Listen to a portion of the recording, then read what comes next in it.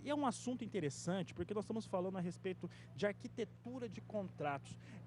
Esse pensamento sobre o contrato, sobre a sua evolução e como que eles são, como eles são montados, né, como eles são compostos, o que que isso impacta hoje em relação ao mercado, aos negócios para o produtor rural brasileiro? O que eu trouxe para a feira foi mais uma reflexão do que necessariamente uma palestra. Então a ideia é tentar desmistificar na cabeça do produtor a noção de que os contratos típicos rurais, especialmente a parceria rural, o arrendamento rural, até o próprio contrato de integração vertical no agronegócio, são as únicas opções. Assim como o mercado de commodities também ser a principal opção de vários produtores.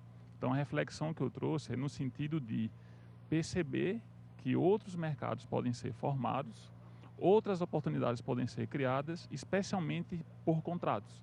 Então, essa arquitetura contratual que é muito típica no agronegócio, especialmente por meio de contratos atípicos, ainda é uma realidade pouco explorada pelo produtor rural brasileiro. Como que o produtor rural poderia explorar esses contratos atípicos, como você citou agora? A primeira grande noção é perceber que o agronegócio ele tem uma expansividade que vai além de dentro da porteira. Então você tem grandes oportunidades antes da porteira, depois da porteira. Também no mercado interno e no mercado externo.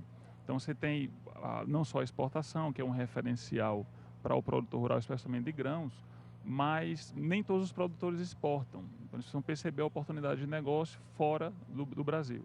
Um outro elemento que permite essa renovação, essa reflexão para outros negócios, é a financiarização do agronegócio. Então, hoje é muito comum você ter o produtor rural, às vezes grandes negócios rurais, estruturados em financiamentos tradicionais. Então, a captação de um recurso no banco oficial, mediante a entrega de garantias, não só garantias pessoais, mas garantias reais, enquanto que você pode customizar essa dinâmica de financiamento por instrumentos muito mais fluidos, como a CPR financeira, a CDCA, o CRA. E isso pode atrair investimentos de agentes que estão fora desse circuito tradicional de crédito. E por fim, o mais importante, eu diria, a agricultura digital.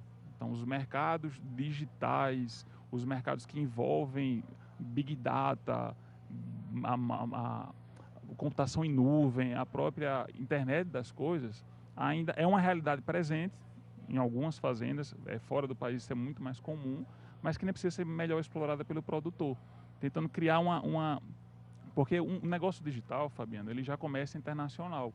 Então você consegue abreviar muito a cadeia entre o produtor e o consumidor final do produto.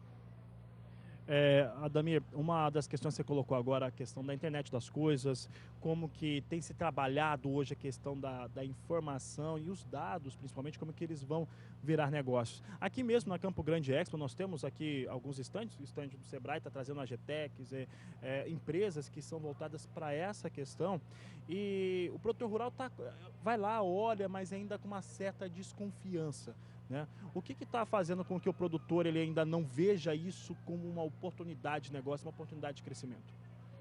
Me parece que uma mudança de cultura. Então o produtor ele está acostumado a ter um contato muito grande com a produção em si, ou seja, com o negócio dentro da porteira. E essas agrotechs, essas tecnologias para o agro, elas não só têm criado uma nova realidade produtiva, mas principalmente uma realidade negocial. Então você consegue perceber agrotechs que direcionam modelos de negócio para além da porteira, seja na captação de crédito, por exemplo, por meio de criptomoedas direcionadas para o agro, seja por meio da rastreabilidade, que trabalha a dinâmica do dentro da porteira até a ponta do consumidor final, passando por distribuição, por logística.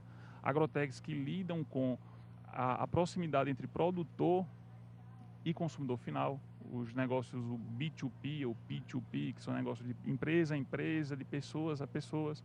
Nós temos presente que a realidade do produtor brasileiro hoje ainda é muito na pessoa física. Então essas pessoas físicas são grandes negócios e que às vezes não conseguem acessar negócios interessantes fora do país, por meio de uma agricultura digital, por meio de uma agrotech, e às vezes por conta de um aspecto cultural. E é muito difícil trabalhar essas novidades na cabeça do produtor, porque muitos deles já estão dando muito certo. A questão é, você tem um mercado de commodities, você toma preço.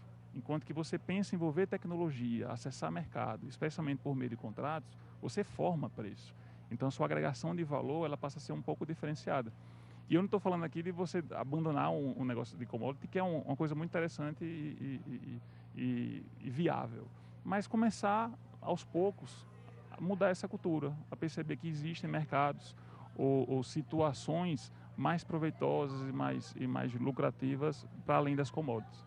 Ademir, esse ponto que você colocou é muito interessante, porque quando a gente fala assim da comercialização, né, do mercado de commodities, nós temos uma série de produtos que acabam sendo comercializados como uma situação mais simples, uma commodity, e que ele poderia ter um valor agregado óbvio, tá? Um dos casos que a gente tem citado sempre aqui no Agricultura BR, no canal do Boi, é o caso do café. O café por quê? Porque o café você tem ali às vezes numa mesma área de produção, numa mesma fazenda, numa mesma propriedade, você tem várias qualidades de café, inclusive a qualidade de café especial. Um produtor pequeno, ele vai ter café especial, café médio, o café de peneira menor, né, que seria um café mais comum. E na hora que ele comercializa tudo como se fosse uma coisa só. Inclusive o café especial. Aqui no Brasil está se falando em situações de ter leilão de café especial, esse tipo de proposta. Esse acesso a essas tecnologias traz uma percepção de negócios melhores. Café especial, por exemplo, é um produto muito mais parecido com vinho do que, por exemplo, vender soja em grandes quantidades que o Brasil faz. Perfeita colocação, Fabiano. E realmente o café, assim como muitos negócios em hortifruti, negócios que às vezes envolvem economia familiar, pequenos negócios, tem um potencial agregado, no sentido de agregar valor, muito grande. Eu tive a oportunidade de ter contato com uma experiência super interessante em Minas Gerais, que eles trabalham um café extraído a frio, então um café produzido por 5 mulheres, e eles já exportam para 24 países. Só que toda a dinâmica, desde a produção, assim como o financiamento da atividade produtiva, acontece numa plataforma blockchain, tem uma tecnologia envolvida, tem um inventário de cada um dos processos, o que traz uma rastreabilidade do produto para o consumidor final. E esse consumidor final, especialmente o consumidor internacional, ele paga por isso. Então esse café sequer está sendo comercializado nacionalmente, mas já tem 24 países que compram ele. E é produzido por 5 pessoas, 5 mulheres em agricultura familiar. Então iniciativas como essa, e o Brasil tem muitas vantagens no sentido de produzir alimentos, de produzir o café de alta qualidade, podem ser explorados e ainda são pouco explorados. Então você tem muitas possibilidades para esse tipo de negócio. Realmente está começando a se desenvolver no país, as certificações de origem, a criação a culturalização no processo de alimentação, que é uma coisa que tem valor agregado para a gastronomia, por exemplo. Então, assim, são N possibilidades que ainda passam despercebidas pelo produtor rural, especialmente o que está muito focado no mercado de commodities. Ademir, hoje se a gente fosse falar sobre, eu vou usar até um termo em comum, subversão, ser subversivo. Mas subversivo em relação ao que se fazia antigamente, ao que se entendia que era a única possibilidade em termos de contratos, em termos de negociação. Qual que é o aspecto mais subversivo que se tem em relação a ele hoje, que nós temos de possibilidade de criar negócios, que sair desse foco apenas de commodity, e qual que seria o passo para o futuro em relação a essas negociações? Perceber a importância do produtor rural no cenário brasileiro, no cenário internacional, perceber que a agricultura hoje está imersa numa agricultura digital, internacional, e perceber as oportunidades de negócio que podem ser trabalhadas, desenvolvidas, até criadas nesse universo.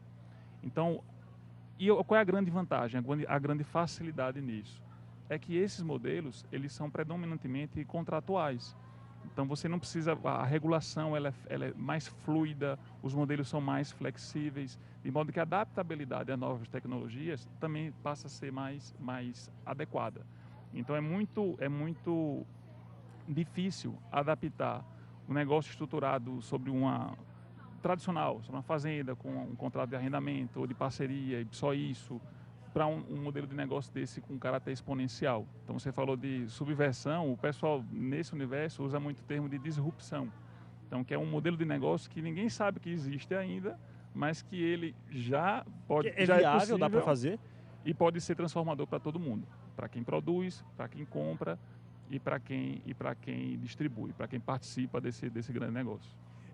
Adamir, pela nossa conversa aqui, esse é um contrato, né, um tipo de negócio que é muito interessante para quem tem propriedades, às vezes propriedades menores, né, mas que consegue produzir. Por exemplo, produtores de mel, produtores de café, produtores de hortifruti. Eu acho que para esse produtor, principalmente, isso é uma alternativa muito clara de melhorar a rentabilidade aproveitando aquilo que ele já faz de bom. Será que o pensamento é por aí? Falando a grosso modo. Sim, sim, perfeito. Essa limitação em relação ao potencial econômico desse tipo de atividade, necessariamente ela não é um problema. Então, realmente tem um perfil mais adequado para esse tipo de produtor, mas o produtor que trabalha em larga escala, se ele começar a perceber os horizontes para além da produção em si, aspectos de negócios relacionados ao antes da porteira, como a questão do insumo, a biotecnologia, então produzido de maneira cada vez mais envolvendo a tecnologia, os aspectos fora da porteira, como a distribuição, a logística, a rastreabilidade. Então todas essas inovações, elas são mais adequadas, mais propícias para pequenos produtores, porque ela cria um potencial exponencial para esse tipo de atividade, mas ela não é uma coisa exclusiva de pequenos produtores. E você consegue ter nesses negócios grande escala. Então vamos pegar um exemplo da produção de alimentos integrais, que gerou um grande negócio, um negócio bilionário. Então a Amazon recentemente, por algumas dezenas de bilhões de dólares, comprou a Whole Foods, que é uma empresa de alimentos integrais. Então será que esse tipo de negócio também não pode ter um potencial tão grande quanto uma grande empresa de commodities, de grãos? Então assim, são muitas dúvidas que eu trouxe aqui para a palestra como uma reflexão. E nos interessa muito ter contato com esse tipo de situações, com esse tipo de dúvida, porque isso permite a gente encontrar novas soluções e pensar novos negócios que já existem e que já estão dando muito certo por aí.